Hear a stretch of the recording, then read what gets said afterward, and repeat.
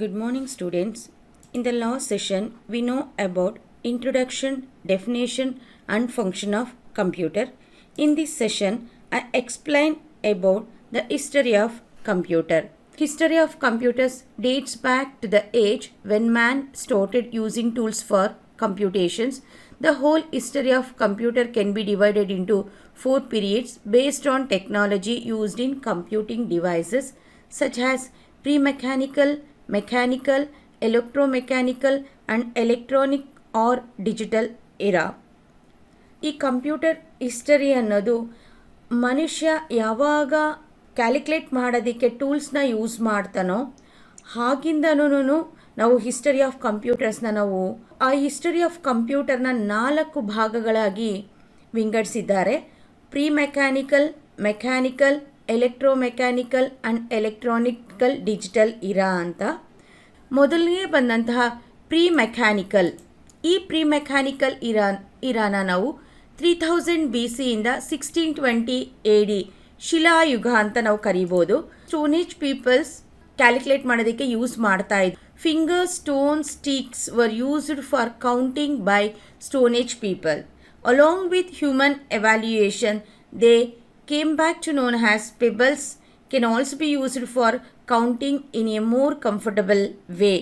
So stone age peoples ಏನನ್ನ use ಮಾಡ್ತಾ ಇದ್ರಪ್ಪ ಅಂದರೆ ಫಿಂಗರ್ಸ್ನ ಫಸ್ಟ್ ಕೌಂಟ್ ಮಾಡ್ಕೊಳೋದಕ್ಕೆ ಫಿಂಗರ್ಸ್, ಸ್ಟೋನ್, ಸ್ಟಿಕ್ಸ್ನ ಯೂಸ್ ಮಾಡ್ತಾ ಇದ್ರು.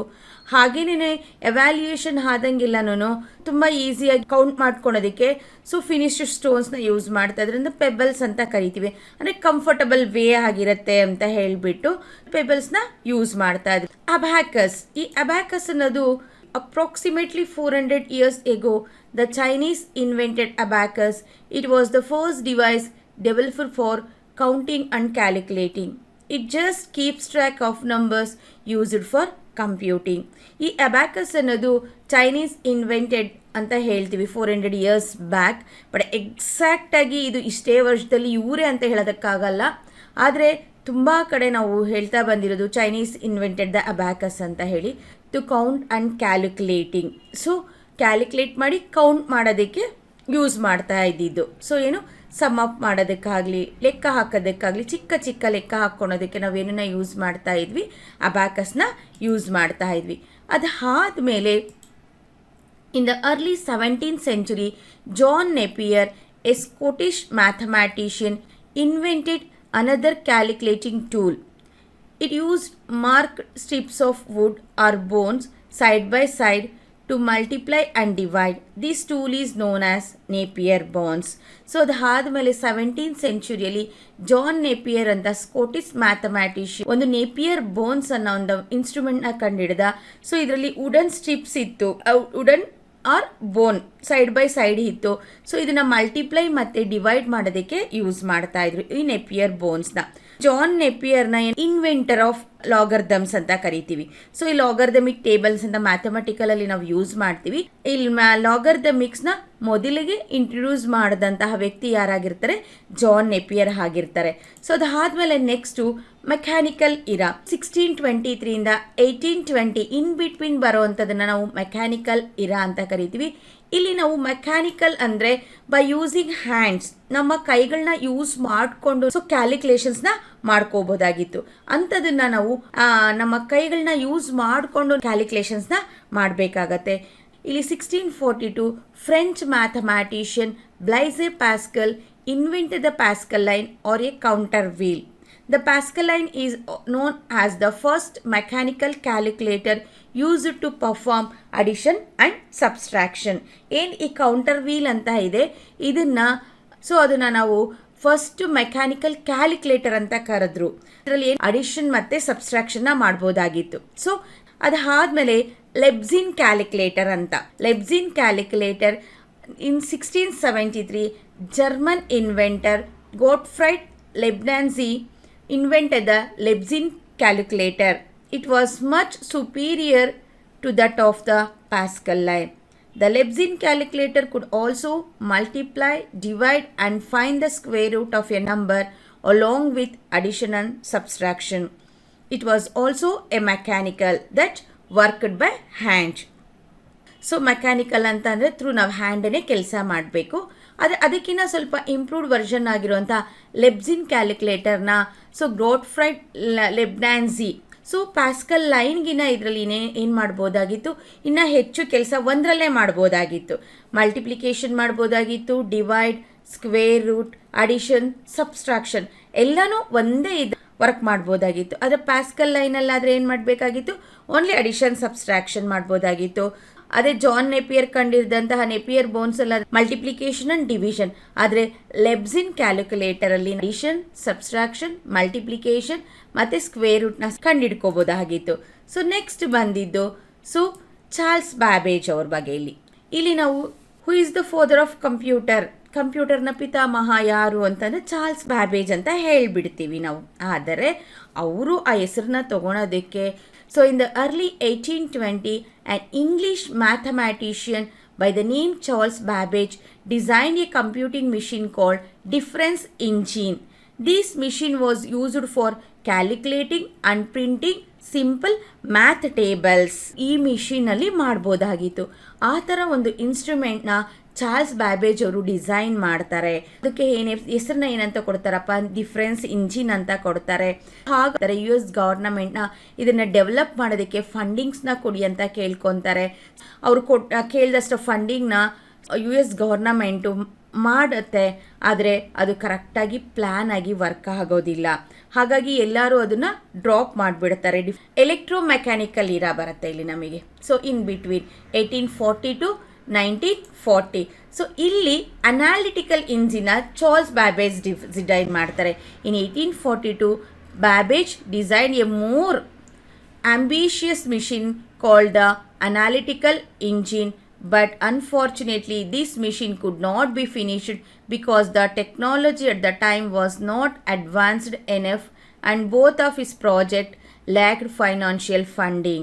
The computing machines made in the 1900s and even today, they are based on the design of difference engine and analytical engine. That's why Charles Babbage is known as father of computer.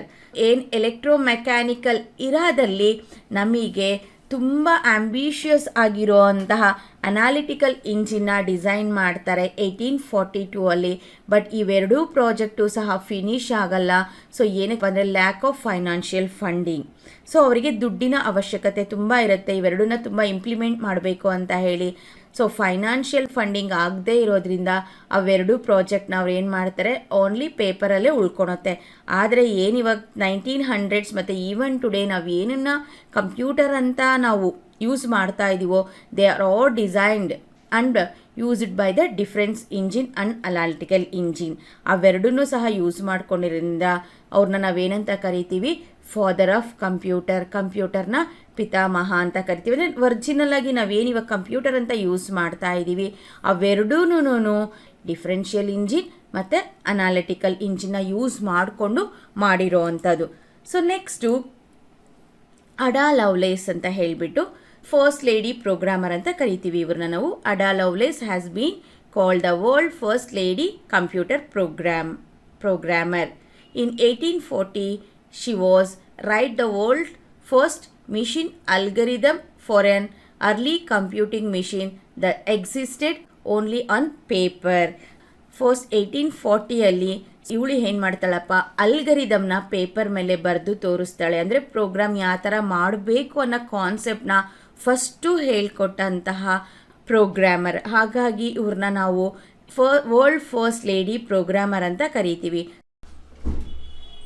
IBM stands for International Business Machine.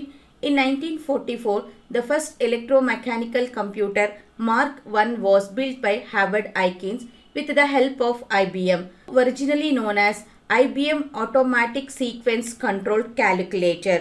So 1944ರಲ್ಲಿ Howard Aiken ಅನ್ನೋಂಥ scientist international business machine company ಜೊತೆ tie up ಆಗಿಬಿಟ್ಟು so ಈ Mark 1ನ ಕಂಡುಹಿಡಿತಾರೆ.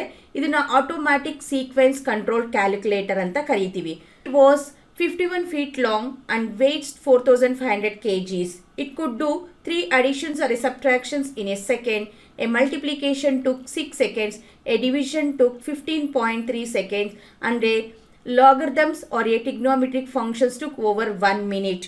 So ಇದನ್ನು ನಾವು world first electro mechanical calculator ಅಂತ ಕರಿತೀವಿ. ಯಾಕಪ್ಪ ಅಂತ ಅಂದರೆ so it has A 51 feet long. ಎಷ್ಟು ಉದ್ದ ಇತ್ತಪ್ಪ ಅಂದರೆ ಇದರ ಲೆಂತ್ ಬಂದು 51 ಫೀಟ್ ಇತ್ತು, ಅದರ ವೆಯ್ಟ್ ಬಂದು 4500 kgs ಇತ್ತು.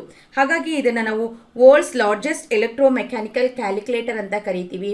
ಅಡಿಷನ್ ಸಬ್ಸ್ಟ್ರಾಕ್ಷನ್ ಮಾಡಬೇಕು ಅಂದರೆ 3 ಸೆಕೆಂಡ್ಸ್ ಬೇಕಾಗಿತ್ತು, ಮಲ್ಟಿಪ್ಲಿಕೇಶನ್ಸ್ ಮತ್ತು ಡಿವಿಷನ್ ಮಾಡಬೇಕು ಅಂದರೆ 6 ಸೆಕೆಂಡ್ಸ್ ಬೇಕಾಗಿತ್ತು, ಮತ್ತು ಅಲ್ಗರಿದಮ್ಸು ಟ್ರಿಗ್ನಾಮೆಟ್ರಿಕ್ ಫಂಕ್ಷನ್ಸ್ ಮಾಡಬೇಕು ಅಂತ ಅಂದರೆ ನಮಗೆ 1 ಮಿನಿಟು ಬೇಕಾಗತ್ತೆ. ಇದನ್ನು ಸಹ ನಾವಿವಾಗ ಹಾರ್ವರ್ಡ್ ಯೂನಿವರ್ಸಿಟಿಯಲ್ಲಿ ಈಗಲೂ ಈ ಮಿಷಿನ್ನ ನಾವು ನೋಡಬಹುದು. ಸೊ ಹಾಗಾಗಿ ಇದನ್ನು ನಾವು world's largest electromechanical calculator ಅಂತ ಕರಿತೀವಿ. ಸೊ ನೆಕ್ಸ್ಟ್ ಬಂದು electronic or digital era. So ನಾವು ಏನು ಇವಾಗ ಕಂಪ್ಯೂಟರ್ಸ್ನ ನೋಡ್ತಾ ಇದ್ದೀವಿ ಅವೆಲ್ಲನೂ ಏನಾಗಿರುತ್ತೆ, ನಾವು ಅವೆಲ್ಲನೂ comes under the so electronic digital era. These electronic digital era ಇರು ಫುಲ್ಲಿ ಫ್ಲೆಡ್ಜ್ಡ್ ಆನ್ ಎಲೆಕ್ಟ್ರಿಸಿಟಿ. ಇಲ್ಲಿ ಫುಲ್ ಎಲ್ಲ ಏನಾಗಿರುತ್ತೆ, ಮೆಕ್ಯಾನಿಕಲ್ ಅನ್ನೋ ಇದೇ ಇಲ್ಲ, ಪ್ರತಿಯೊಂದು ಎಲೆಕ್ಟ್ರಿಸಿಟಿ ಮೇಲೆ ಎಲೆಕ್ಟ್ರಾನಿಕ್ ಡಿವೈಸಸ್ನ ಯೂಸ್ ಮಾಡಿಕೊಂಡು ಬಂದಿರುವಂಥ computers. So digital era is the change from pre mechanical electromechanical technology to digital technology. ಎಲ್ಲಿಂದ 1950s ಇಲ್ಲಿವರೆಗೂ ಏನಿದೆ ಅದೆಲ್ಲನೂ ನಾವು ಡಿಜಿಟಲ್ ಎರಾ ಅಂತಲೇ ಕರಿತೀವಿ. This digital era marked the beginning of the information era. It introduced digital record keeping concepts. Digital technologies created a knowledge-based society surrounded by a high techno global economy. Digital ಇರಾದಲ್ಲಿ we can keep record keeping concepts. Digital ರೆಕಾರ್ಡ್ಸ್ನ ನಾವು store ಮಾಡ್ಕೋಬೋದು, lot of ಇನ್ಫಾರ್ಮೇಷನ್ನ ನಾವು store ಮಾಡಿಕೊಂಡು share ಮಾಡ್ಬೋದು. So ಈ technology ನಮ್ಮ global ಎಕಾನಮಿನೇ change ಮಾಡಿಬಿಟ್ಟಿದೆ. So ಎಲ್ಲಿ ನೋಡಿದ್ರೂ ನಾವು ಸೊ ಈ ಡಿಜಿಟಲ್ ಟೆಕ್ನಾಲಜಿನ ನಾವು ಯೂಸ್ ಮಾಡ್ಕೊತಾ ಇದ್ದೀವಿ, ಆರ್ಟಿಫಿಷಿಯಲ್ ಇಂಟೆಲಿಜೆನ್ಸ್ನ ಯೂಸ್ ಮಾಡ್ಕೊತಾ ಇದ್ದೀವಿ, ಸ್ಯಾಟಲೈಟ್ಗಳಲ್ಲಿ ಯೂಸ್ ಮಾಡ್ಕೊತಾ ಇದ್ದೀವಿ. ಹಾಗಾಗಿ ಈ ಆ್ಯಕ್ಚುಲಿ ಇದನ್ನು ನಾವೇನಂತ ಕರಿತೀವಪ್ಪ ಅಂತ ಅಂದರೆ ಡಿಜಿಟಲ್ ಎರಾ ಅಂತ ಕರಿತೀವಿ. ನಾವು ನೋಡಿರ್ಬೋದು ಎಲ್ಲಿಂದ ಎಲ್ಲಿ ಹೋದರೂ ಸಹ ನಮಗೇನು ಕಂಪ್ಯೂಟರ್ಸೇ ಕಾಣಿಸ್ತಾ ಇದೆ. ಹಾಗಾಗಿ ಇದನ್ನು ಡಿಜಿಟಲ್ ಲೈಫ್ ಅಂತಲೇ ಕರಿತೀವಿ, ಡಿಜಿಟಲ್ ಲೈಫ್ ಅಂತ ಕರಿತೀವಿ.